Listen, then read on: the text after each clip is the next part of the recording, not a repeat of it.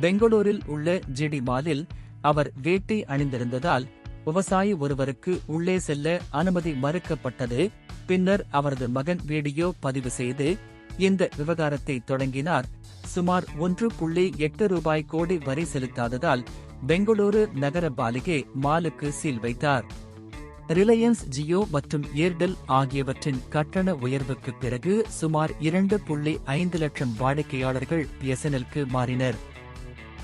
பத்ரிநாத் நெடுஞ்சாலையில் நர்கோட்டாவில் அமைந்துள்ள உத்தரகாண்ட் மாநிலம் ருத்ரபரையாவில் உள்ள சிக்னேச்சர் பாலம் ஜூலை வியாழக்கிழமை மாலை 4:15 மணிக்கு இடிந்து விழுந்தது. 76 கோடி மதிப்பிலான திட்டச் செலவு. தொழில்நுட்பக் குழு இந்த சம்பவத்தை ஆராய்ந்து என்ன தவறு நடந்துள்ளது என்பதை அறியும் என்று அதிகாரி ஒருவர் தெரிவித்தார்.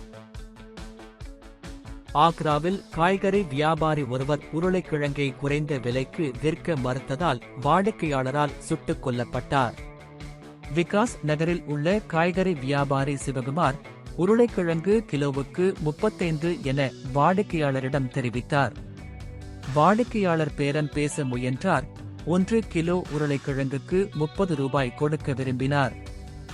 குஜராத் முதல்வர் பூபேந்திர படேல் 15,000 கட்டுமான தொழிலாளர்களுக்கு நாள் ஒன்றுக்கு 5 ரூபாய் என்ற அளவில் தற்காலிக தங்குமிட வசதி வழங்கும் திட்டத்தை வியாழக்கிழமை தொடங்கி வைத்தார்.